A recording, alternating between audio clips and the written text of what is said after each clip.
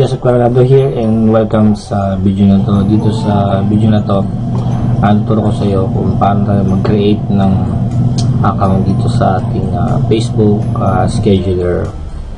So first thing, ito yung website. So then fill up lang natin itong mga information dito. So your name, so WC for example, test user. Okay, so test user at for example lang to, so you can use your own. So test user na rin yung ating username. So yung Facebook ay user ID, dito mo siya makukuha sa findmyfbid.com. Okay, so ito yung link. So nasa video description naman to. Okay, so ang gawin mo lang is punta ka sa Facebook mo. For example, ito yung Facebook mo.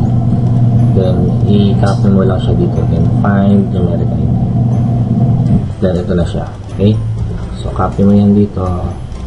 And paste mo dito. Okay? So, password. Then, type password. Then, create. So, once naka-create ka na, so, lagyan natin. So, yan. The user must be activated by admin. So, wait natin yung admin para i-activate yung account natin. So, propose ko na itong video para i-activate na. Okay, so activated na. So, try natin mag-login. So, okay na. So, once nandito na tayo ngayon sa dashboard, so, sa settings tayo. So, kailangan natin ngayon gumawa ng apps. Okay? So, paano gawin yun? So, punta lang tayo dito sa developers.facebook.com. Okay? Then, create app. So, kung meron na yan, for example, meron ka na yan.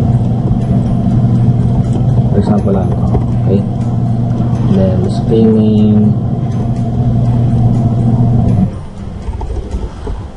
Test user app. Okay, you can use your own name. Okay? So, ito yung example. Ito yung sa akin.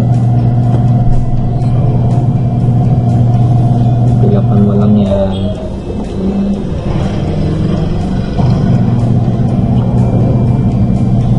Then pag nandito ka na sa dito sa app mo, account settings, then dito sa app domains, ilagay mo itong josephcoronado.site. Okay, then dito sa category app or pages. Okay, then dito sa add platform, click website. Kung nalagay mong website dyan ay ito. So, josephcoronado.site/fbposter/index.php. Then, save changes. Okay. So, ito na siya. So, punta ka ng app review. Then, i-public natin yung app mo. Confirm. Okay. So, balik ulit yung dashboard. Then, ito yung app ID. Okay. So, lagyan natin siya dito. Ito naman yung secret, app secret ID.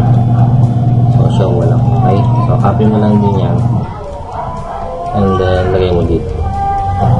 Okay. Then, save settings. So, meron ka ng app ID, app secret ID. Then, dito yung sa time zone. Make sure you're using kung sa Philippines ka. So, +8. Okay. So, for example, ito, Taipei. Okay, so save. Okay, so yan na. So, ito na sa dashboard ngayon. Then, one time maglalagin tayo nun. So, login. Mag-authenticate yung app na ginawa mo. So, continue mo lang. Then, public. Okay.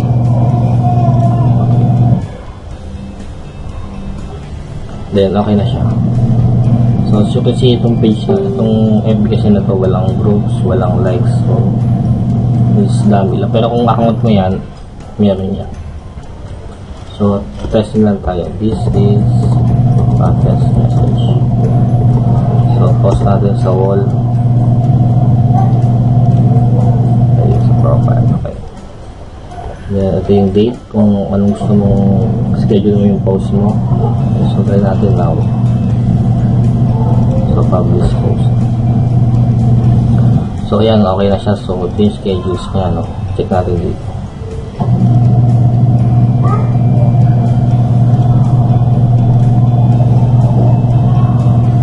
So, mga 11:14 siya, no? So, post muna yung video.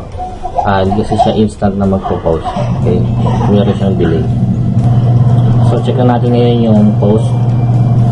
So, ito siya, no? So, this is a test message. Ito yung app na ginamit natin. So, successful siya, no? Okay? So, if you have any questions, and feel free to also ask. Okay? So, please also share this video and subscribe to my channel. Okay? Thank you and bye-bye.